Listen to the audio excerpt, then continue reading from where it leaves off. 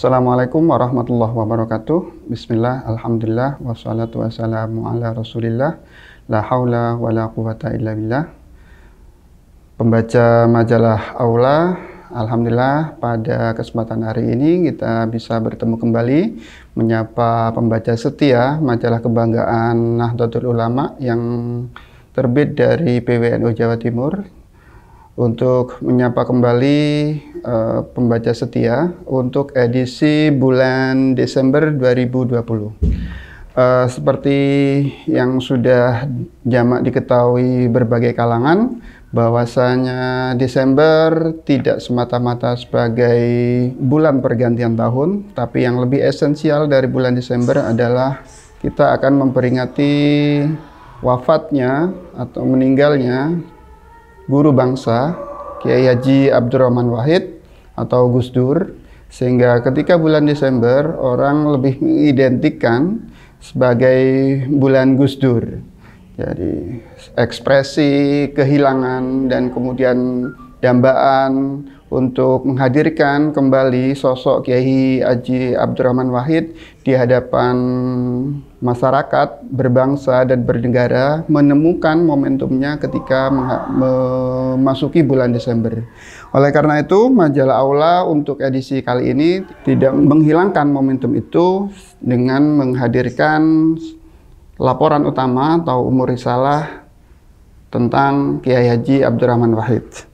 Ya, yang lebih ditekankan di cover majalah ini adalah tentang sosok Gus Dur yang tidak bisa dihilangkan atau bahkan menjadi bagian dari sosok Gus Dur adalah rasa humornya. Tapi di luar itu, bahwasanya sosok Kiai Haji Abdurrahman Wahid adalah pribadi yang benar-benar menjadi milik bangsa, bahkan milik dunia.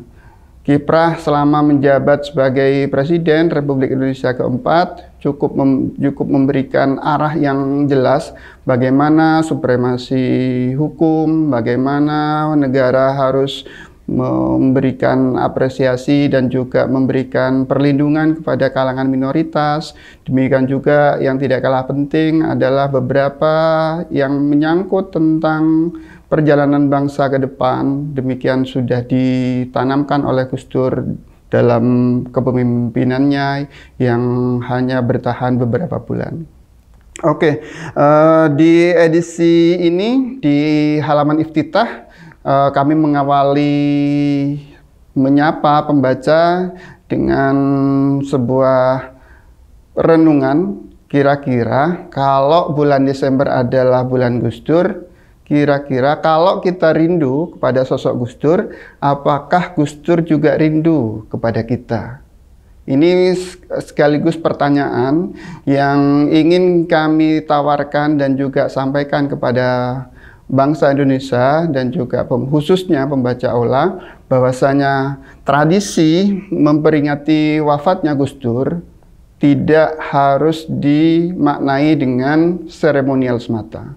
Bahwasanya ada nilai-nilai esensial, ada nilai-nilai yang paling fundamental yang harus kita kawal agar tradisi Haul Gus Dur itu tidak semata-mata hanya selebrasi, tidak semata-mata kegiatan tahlilan, kegiatan haul, dan kegiatan-kegiatan yang lain di berbagai daerah.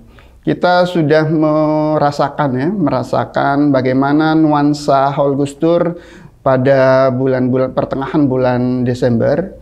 Beberapa kalangan sudah menyelenggarakan kegiatan itu sebagai refleksi. Kondisi ini sangat relevan ya ketika menghadirkan kembali sosok Gus Dur dengan cita-cita besarnya, yakni beberapa kejadian yang terjadi di negeri kita. Beberapa waktu yang lalu terjadi pembunuhan pemuka agama yang dilakukan oleh salah satu agama tertentu kepada tokoh keluarga, dan itu dilakukan dengan sangat biadab, tidak berperi kemanusiaan, dengan mengatakan itu sebagai panggilan jihad, panggilan keagamaan, panggilan untuk berkorban untuk salah satu agama, tapi pada sisi yang lain harus mengorbankan nyawa orang yang tidak berdosa. Sehingga kemudian tragedi di Sigi beberapa waktu yang lalu mengingatkan kita bahwasanya pemahaman keagamaan seperti yang sudah ditanamkan oleh Kiai Haji Abdurrahman itu masih sangat relevan pada masa saat ini. Itu yang pertama. Yang kedua, tradisi haul yang sudah biasa kita lakukan selama ini di bulan-bulan akhir, di bulan Desember, menjadi momentum juga untuk kita merefleksikan bagaimana tantangan bangsa Indonesia demikian berat dan besar. Kehadiran salah seorang pemuka agama dengan anggota fanatik dan kemudian massa yang demikian memiliki kefanatikan tinggi, tapi pada saat yang sama tidak dibalut dengan kesadaran dan juga nilai-nilai agama yang harusnya diperjuangkan. Beberapa waktu yang lalu kita disibukkan dengan berita salah seorang tokoh agama yang baru pulang dari luar negeri, tapi kemudian melanggar protokol kesehatan, kemudian juga melanggar menghilangkan atau itu merusak fasilitas umum dan segala macam. Ini menjadi tantangan terus terang karena kenapa? Karena pada saat mereka melakukan itu ternyata memiliki ghiroh, memiliki semangat bahwasanya apa yang dilakukan ada sebagai panggilan agama. Inilah yang menurut Gus Dur perlu terus dilakukan. Pemahaman, penyadaran bahwasanya memahami agama tidak hanya secara literal, tidak hanya dalam teks, tapi bagaimana mengkontekstualisasikan apalagi di dalam kehidupan berbangsa dan bernegara. Ini yang makna artinya iftitah ataupun kita menyapa pembaca majalah Aula terkait haul Gus Dur adalah itu. Apakah ketika kita menyelenggarakan haul rindu kita itu bergayung bersambut. Kita menyelenggarakan haulnya, pada saat yang sama apakah kita juga menghadirkan nilai-nilai dan memperjuangkan apa yang menjadi perjuangan Gus Dur yang selama ini dilakukan. Itu yang pertama yang ingin kami sampaikan. Yang kedua, di edisi ini alhamdulillah majalah Aula bisa mengkonfirmasi beberapa tokoh yang sangat representatif untuk kita konfirmasi terkait kondisi-kondisi kekinian. Ada sosok Profesor Dr. Mahfud MD yang sekarang menjadi Menko Polhukam di era Jokowi Ma'ruf Amin. Jadi di salah satu ceramahnya yang kita kutip di majalah edisi kali ini, Gus Dur mengingatkan bahwasanya ada hal yang menarik dari sosok Gus Dur menurut Mahfud MD, yaitu yang pertama adalah dia mengibaratkan Gus Dur itu sebagai layaknya memang tidak kurang tepat ya membandingkan Gus Dur dengan sosok Nabi Muhammad, karena itu yang disampaikan waktu itu adalah konteksnya Maulid Nabi. Tapi ada persamaan yang ingin disampaikan oleh Pak Mahfud MD bahwasanya Gus Dur ketika berhadapan dengan umat sangat mengayomi. Sama seperti yang disampaikan sama seperti yang sudah dilakukan oleh Nabi Muhammad SAW ketika menghadapi kalangan minoritas, ketika menghadapi ancaman separatisme dan segala macam. Itu yang pertama. Yang kedua, sosok Gus Dur menurut Mahfud MD adalah bahwasanya hal yang tidak bisa dilepaskan dari Gus Dur adalah kecintaannya kepada sholawat. Bahkan Mahfud MD menyebutkan dengan bersolawat kita seperti menghadirkan semangat dan juga kehadiran sosok Nabi Muhammad SAW dalam aktivitas dan keseharian kita.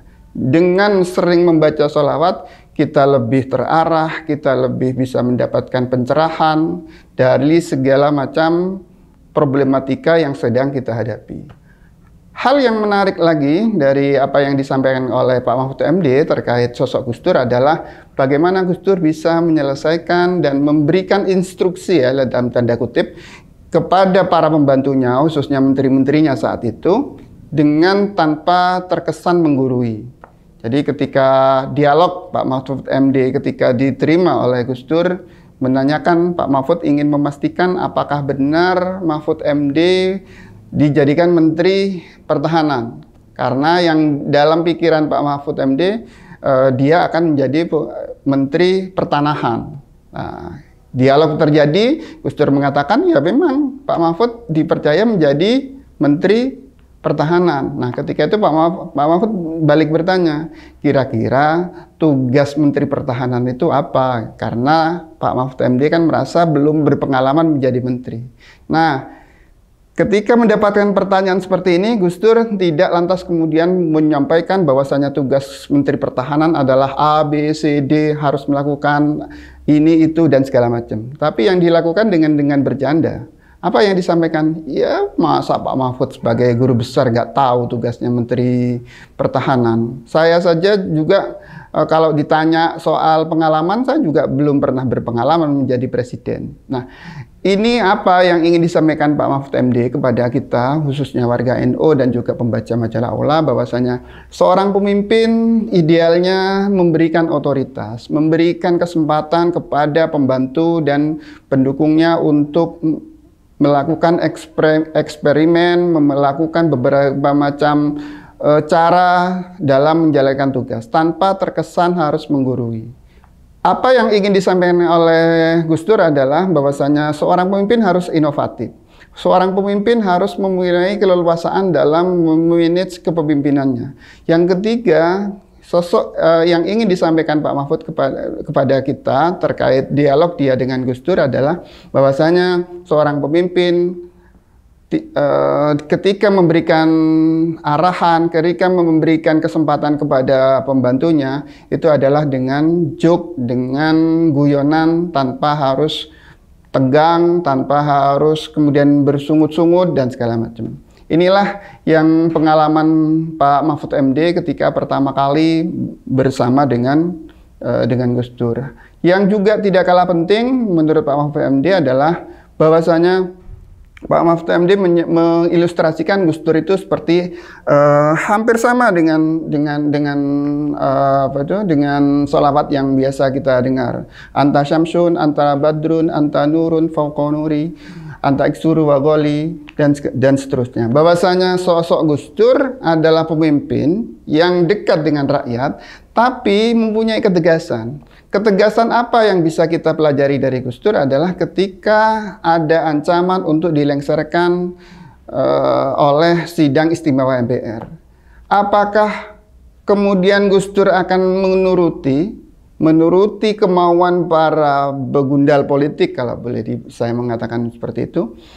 Ternyata tidak. Bahkan Pak Mahfud MD mengingatkan, seandainya saat itu Gus Dur mau berkompromi dengan elit-elit politik, dia tidak akan jatuh saat itu.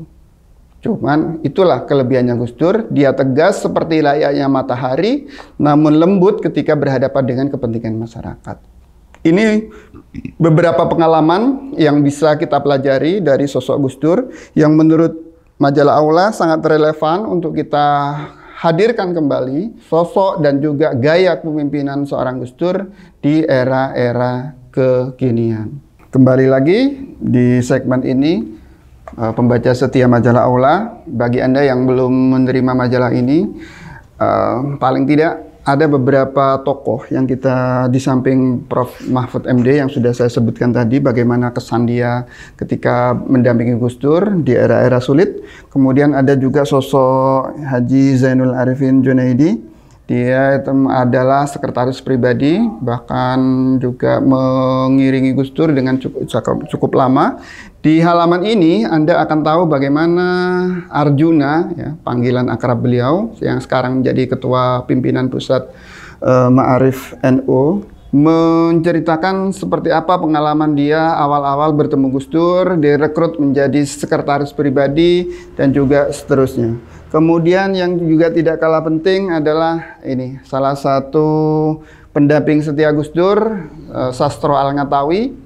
Dia demikian tulus mendampingi Gus Dur, bahkan ketika harusnya dia panen, ya, dalam tanda kutip, panen kesempatan, panen ke pundi-pundi keuntungan karena mendampingi Presiden RI, dia akhirnya menjaga jarak, justru lebih konsentrasi di dunia pendidikan.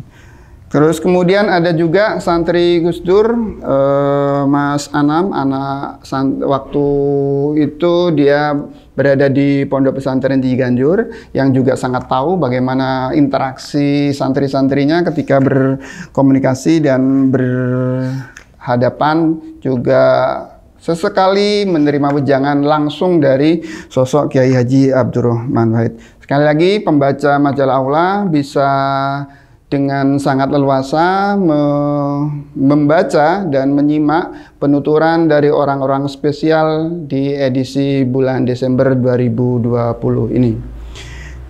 Kemudian yang tidak kalah menarik di rubrikasi yang kita tampilkan adalah yang khas di majalah Aula adalah rubrik Bahsul Masail. Di Bahsul Masail ini majalah Aula memberikan paling tidak tiga hal yang bisa menjadikan tambahan pengetahuan agama bagi para pembacanya, pembaca setianya, baik yang berlangganan fisik maupun berlangganan digital. Yang pertama, Bahsul Masail yang memang itu pertanyaan dari pembaca.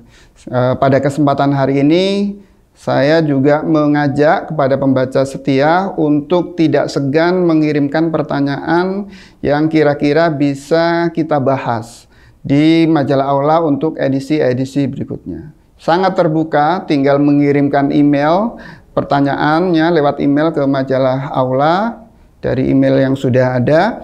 Kemudian pertanyaan yang ada kita sampaikan kepada pengasuh rubrik, kemudian nanti akan dijawab dengan, ya, kelebihannya di majalah Aula ini adalah apa yang sudah dijawab, apa yang sudah disampaikan jawabannya itu berdasarkan sumber-sumber yang otoritatif. Ada ayat Al-Quran, ada hadis, kemudian yang kitab-kitab muktabar yang memang menjadi rujukan dari kiai-kiai di Nahdlatul Ulama. Yang menarik untuk edisi kali ini adalah tentang pertanyaan pembaca yang menanyakan bagaimana hukum menjawab salam di media sosial. Kita kan sering tuh di media sosial, di Facebook, di Instagram, di WA Group, kemudian di Twitter barangkali. Kemudian ada pembaca yang menuliskan pertanyaan atau menyapa pembaca atau membuat status umpamanya dengan awalan salam. Nah, kalau seperti itu kita wajib nggak jawab? Taruhlah umpamanya di Facebook ada pagi-pagi ya, sebelum kita bangun tidur ada orang yang membuat status, Assalamualaikum warahmatullahi wabarakatuh, bagaimana kabar para netizen dan segala macam.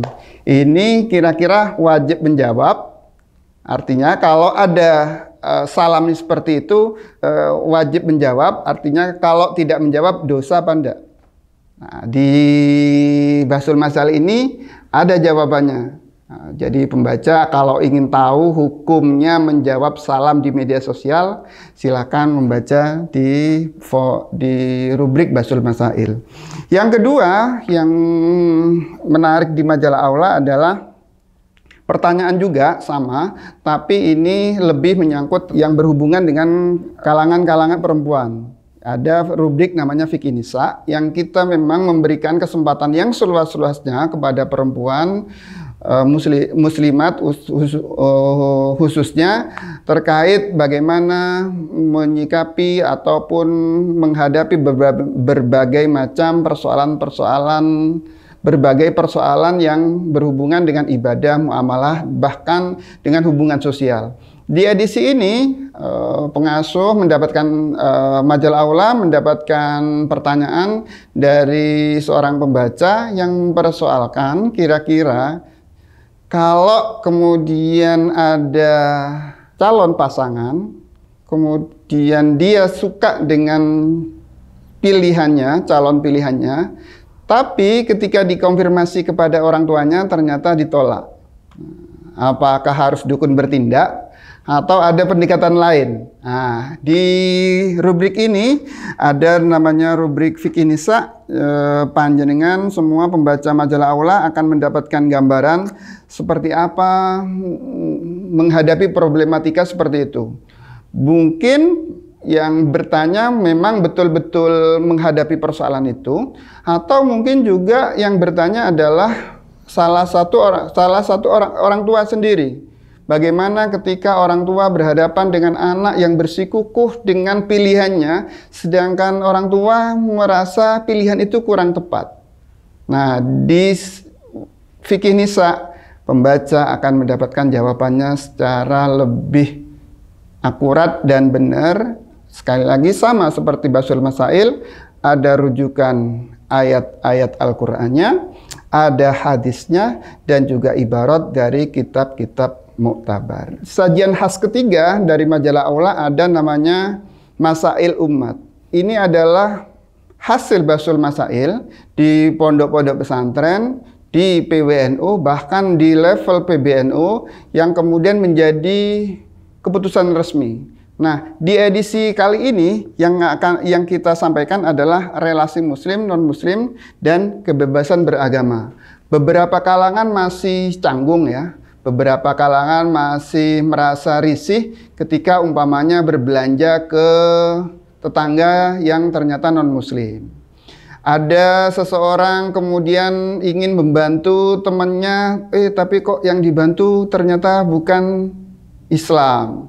Nah, kira-kira seperti apa yang diputuskan oleh PBN, ini kebetulan adalah hasil keputusan Basul Masail di level PWNU Jawa Timur terkait bagaimana relasi hubungan muslim dan non-muslim. Sebab selama ini ya sekali lagi kami mengingatkan tragedi yang terjadi di Sigi, yaitu ada pembantaian atau pembunuhan yang dilakukan oleh salah satu kelompok muslim kepada kelompok non-muslim. Ini antara lain barangkali yang harus menjadi kesadaran bersama, kesadaran kolektif bahwasanya memandang relasi muslim dan non-muslim itu seperti apa. Yang dilarang itu apa, yang diperbolehkan apa, yang dianjurkan itu seperti apa. Nah, jawabannya sekali lagi ada di rubrik Masail Umat yang ada di edisi majalah Aula bulan Desember 2020. Ya, kembali di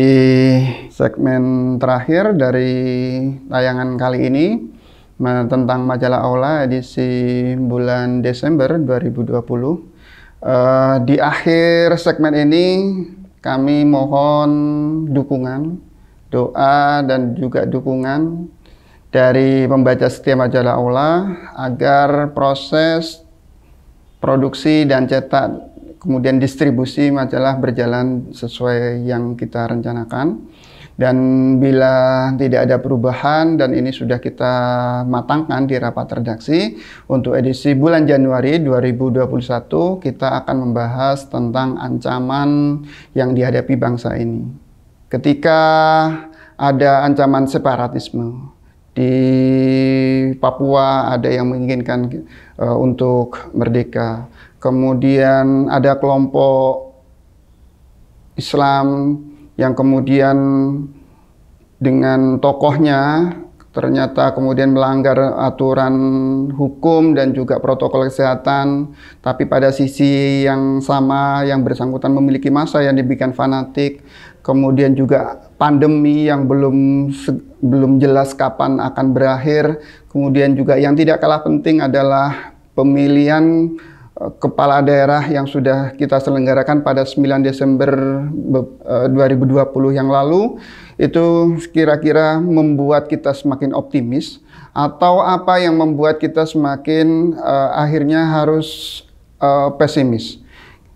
Di edisi itu kita ingin meminta konfirmasi dari beberapa narasumber bagaimana kita menyatukan visi membangun bangsa. Kemudian pada sisi yang sama dengan keragaman yang ada, kita ingin membangun bangsa Indonesia yang penuh dengan tantangan yang demikian berat. Kita akan mencoba mencari formula seperti apa kita menghadapi masa-masa sulit ini di tahun 2021. Itu yang akan kita bahas di edisi majalah Aula edisi Januari 2021. Sekali lagi kami mewakili kru yang ada meminta dukungan dan juga saran kritik dari pembaca setia majalah Aula. untuk perbaikan di edisi-edisi mendatang. Bagi yang tidak ingin ketinggalan informasi setiap edisi, dapat menghubungi nomor yang sudah ada di bawah, kemudian memastikan untuk berlangganan, baik itu secara digital maupun secara manual, artinya menghubungi administrasi yang sudah ada atau lewat aplikasi-aplikasi yang ada. Ada Shopee, ada kemudian Tokopedia yang memungkinkan panjenengan semua tanpa harus berhubungan dengan tim administrasi kami di kantor, tapi bisa menerima majalah Aula dengan utuh dan enak dan dengan sangat tepat, tanpa harus diributkan ataupun dalam artian diganggu dengan kegiatan-kegiatan atau prosedur-prosedur administrasi. Sekali lagi, terima kasih atas dukungan semua kalangan.